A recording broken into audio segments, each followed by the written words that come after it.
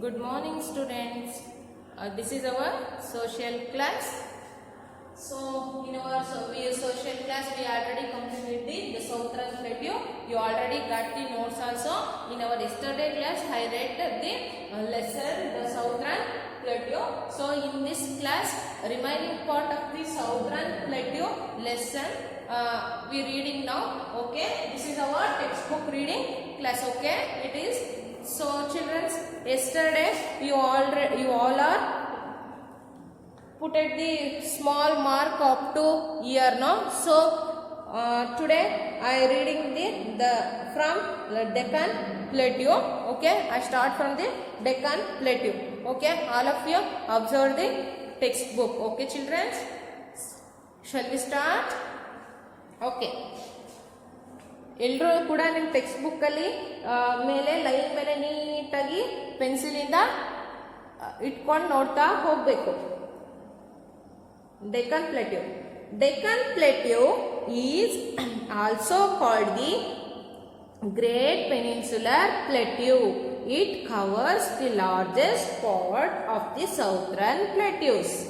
The height of this plateau ranges from 100 meters in the north.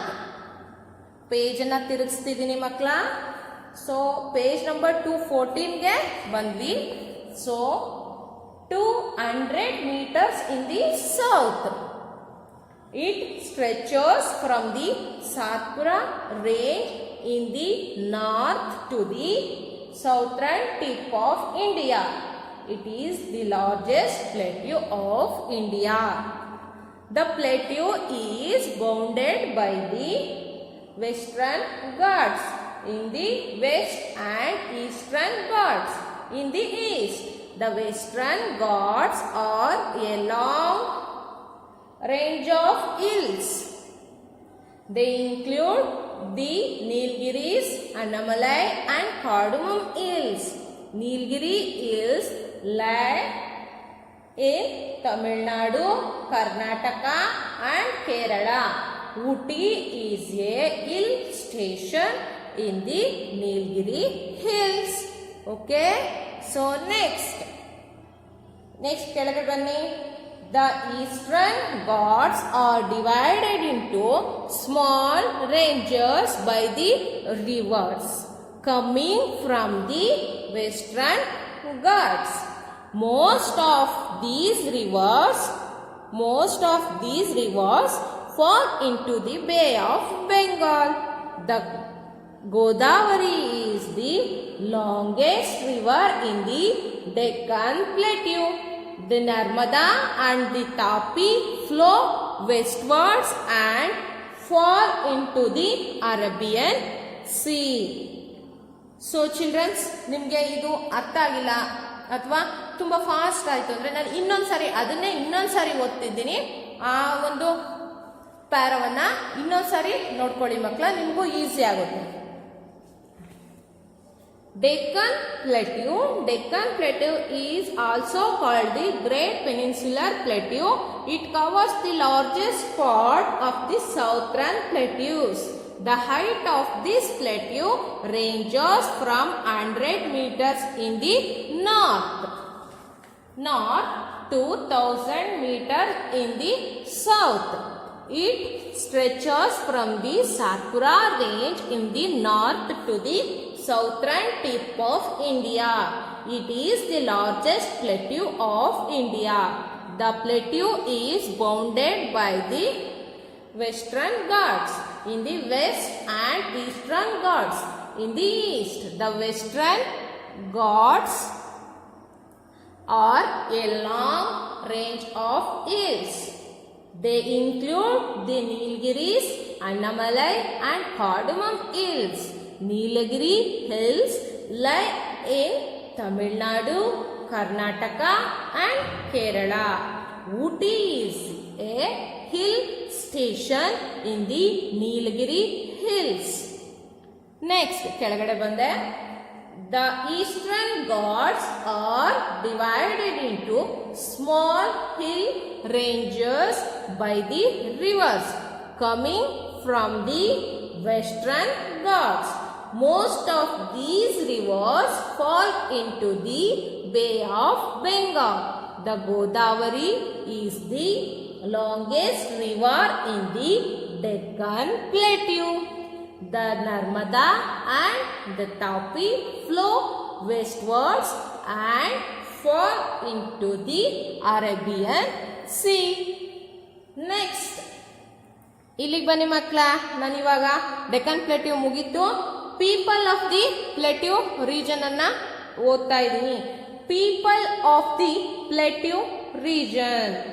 The climate in the Plateau region varies from one place to another. The climate in the Plateau region varies from one place to another. The main occupation of the people are agriculture and mining, as the Plateau region is rich in minerals. People are also employed in mineral based industries. ಮಕ್ಕಳ, ಇಲ್ಲಿವರೆಗೂ ಓದಿದ್ದೀನಿ. ಇದನ್ನ ಇನ್ನೊಂದ್ಸರಿ ಇಲ್ಲಿವರೆಗೂ ಮತ್ತೆ ಓದ್ತಾ ಇದ್ದೀನಿ ನೋಡಿ. ಬಿಗಿನಿಂಗ್ ಇದ್ದ the climate in the plateau region varies from one place to another. The main occupation of the people are agriculture and mining, as the Plateau region is rich in minerals. People are also employed in mineral based industries. Next, ಈಗ ಇಲ್ಲಿದ ಮಕ್ಕಳ, ಇಲ್ಲಿದ start ಮಾಡ್ತಿದ್ದೀನಿ. The Plateau region is thinly populated. The Malwa and the Chota Nagpur plateaus are covered by deciduous forests on a large scale. So, tribal people like Bills, Gondas, Warlis and Basta dwell here, leading a very simple life in harmony with nature. The men wear mainly dhoti, achkan and turban, and women wear saris and blouses or gagras and cholis in their own style. ಇನ್ನೊಂದ್ಸರಿ ನೋಡ್ಕೊಳ್ಳಿ ಮಕ್ಕಳ. The Plateau region thinly populated. The Malwa and the Chota Nagpur plateaus are covered by deciduous forests on a large scale. So, tribal people like Bills, Gondas, Warlis and Basta dwell here, leading a very simple life in harmony with nature. The men wear mainly dhoti, achkan and turban, and women wear saris and blouses or gagras and cholis in their own style. ಆಯ್ತಲ್ವಾ ಮಕ್ಕಳ? ನಾನು ಇದನ್ನ repeat ಒಂದ್ಸಾರಿ ಓದಿದ್ದೀನಿ. ನಿಮ್ಗೆ ಅರ್ಥ ಆಗಲಿಲ್ಲ ಅಂದ್ರೆ 2 ಸಾರಿ ಓದಿದ್ದೀನಿ ಅಲ್ವಾ?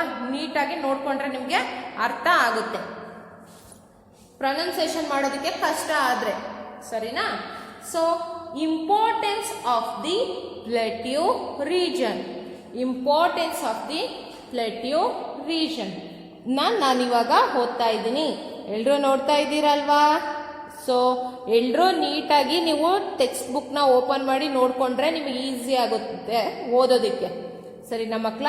So, importance of the plateau. ನಾವು ಯಾವುದನ್ನ ಓದ್ತಾ ಇದ್ದೀವಿ ಮಕ್ಕಳ?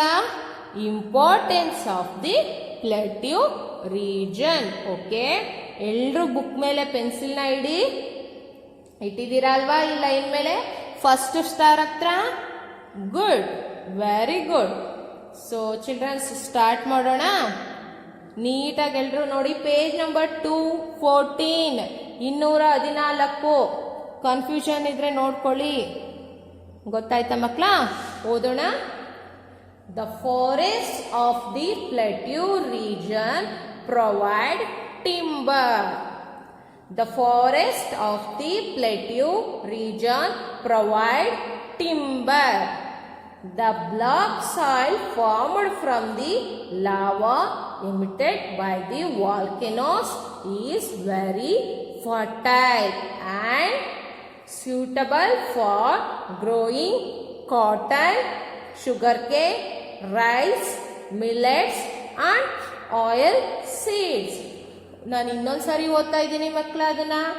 The black soil formed from the lava emitted by the volcanoes is very fertile and suitable for growing cotton, sugarcane, rice, millets and oil seeds. Third one. The southern plateau is a storehouse of minerals like iron, coal, manganese, bauxite, aluminium, copper and limestone. I read once again, children. The southern plateau is a storehouse of minerals like iron, coal, manganese, bauxite, aluminium, copper and limestone. So next, fourth one ನಾನು ಓದ್ತಾ ಇದ್ದೀನಿ ಮಕ್ಕಳ. Multi-purpose dams across the large fast flowing rivers of this region are used for generating hydroelectricity. ಇನ್ನೊಂದ್ಸರಿ ಓದ್ತಿದ್ದೀನಿ ನೋಡ್ಕೊಳ್ಳಿ. Multi-purpose dams across the large fast flowing rivers of this region are used for generating hydroelectricity.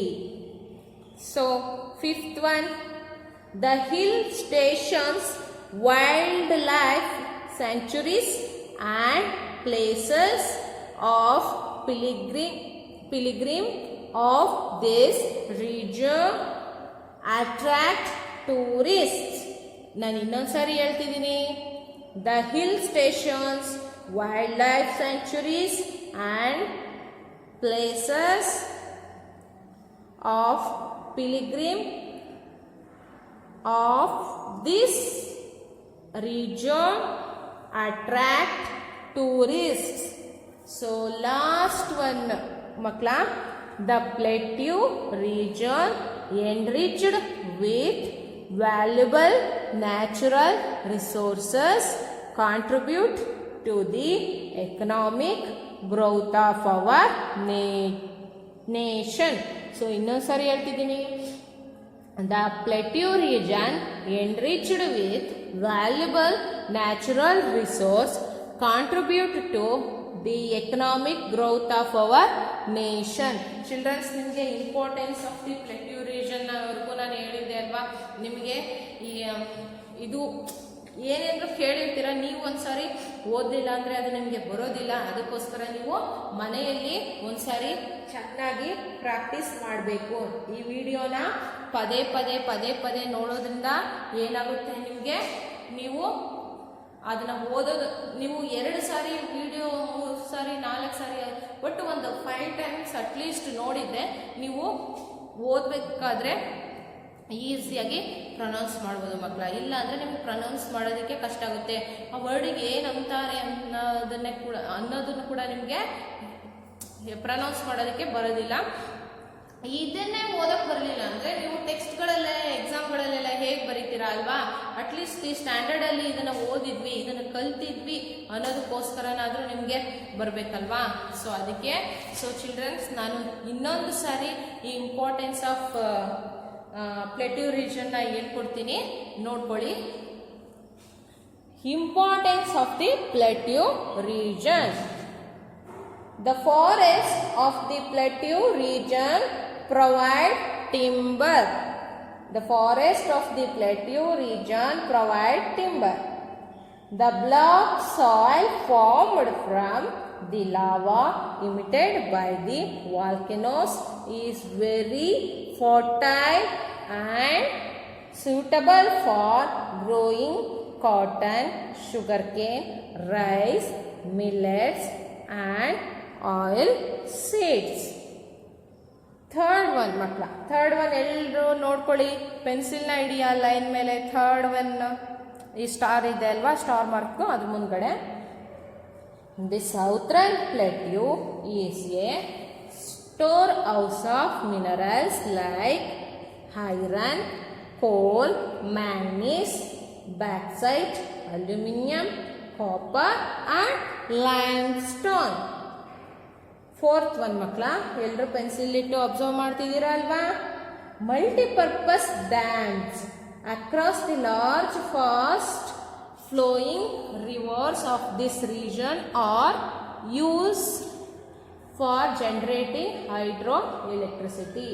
Fifth one, the hill stations, wildlife sanctuaries and places of pilgrim of this region attract tourists. The plateau region, enriched with valuable natural resources, contribute to the economic growth of our nation. So ಇಲ್ಲಿವರೆಗೂ ನಾನು ಲೆಸನ್ನ ನಿಮಗೆ ಓದ್ಕೊಟ್ಟಿದ್ದೀನಿ ಮಕ್ಕಳ. So ನೀವು ಕೂಡ ಮನೆಯಲ್ಲಿ ಇನ್ನೊಂದು ಸಾರಿ ಓದಿ. ನೀವು ಇನ್ನೊಂದು ಸಾರಿ ಓದಿದರೆ ನಿಮಗೆ ನೀಟಾಗಿ ತುಂಬ ಚೆನ್ನಾಗಿ ಅರ್ಥನೂ ಆಗುತ್ತೆ, ನಿಮಗೂ ಕೂಡ ಓದೋದಕ್ಕೆ ಈಸಿಯಾಗಿ ಬರುತ್ತೆ. ನಾವು ಇವಾಗ ಈ ಕ್ಲಾಸಲ್ಲಿ ಈ ಸೌತ್ರನ್ ಪ್ಲೇಟ್ಯೂ ಲೆಸನ್ನಲ್ಲಿ ಏನೇನೆಲ್ಲ ನೋಡಿದ್ವಿ ಅನ್ನೋದನ್ನ ಒಂದ್ಸಾರಿ ಗ್ಲಾನ್ಸ್ ಮಾಡೋಣ ಮಕ್ಕಳ. ಯಾಕೆಂದರೆ ನಮ್ಮ ನಡುವೆ ತುಂಬ ಡಿಸ್ಟೆನ್ಸ್ ಇದೆ ಅಲ್ವಾ, ಸೊ ನಿಮಗೆ ಪ್ರತಿಯೊಂದು ಹೊಸದು. ಸೊ ಅದಕ್ಕೆ ಮಕ್ಕಳ ನಾವು ದಿ ಸೌತ್ರನ್ ಪ್ಲೇಟ್ಯೂ ಅಲ್ಲಿ ನಾವು ಸ್ಟಾರ್ಟಿಂಗಲ್ಲಿ ಇಂಟ್ರೊಡಕ್ಷನ್ ಬಗ್ಗೆ ನೋಡಿದ್ವಿ ಅಲ್ವಾ. ಸೊ ಅದಾದಮೇಲೆ ಲೊಕೇಶನ್ ಬಗ್ಗೆ ನೋಡಿದ್ವಿ ಅಲ್ವಾ. ಸೊ ಫಸ್ಟ್ ಈ ಲೆಸನ್ನಲ್ಲಿ ನಾವು ಏನೇನೆಲ್ಲ ತಿಳ್ಕೊಂಡ್ವಿ, ಇಂಟ್ರೊಡಕ್ಷನ್ ಬಗ್ಗೆ ತಿಳ್ಕೊಂಡ್ವಿ ಅಲ್ವಾ. ಇಂಟ್ರೊಡಕ್ಷನ್ ಬಗ್ಗೆ ತಿಳ್ಕೊಂಡ್ವಿ.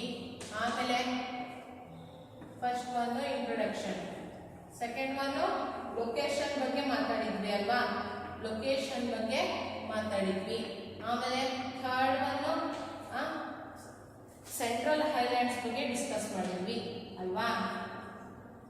ಸೆಂಟ್ರಲ್ ಹೈಲ್ಯಾಂಡ್ಸ್ ಬಗ್ಗೆ, ಸೆಂಟ್ರಲ್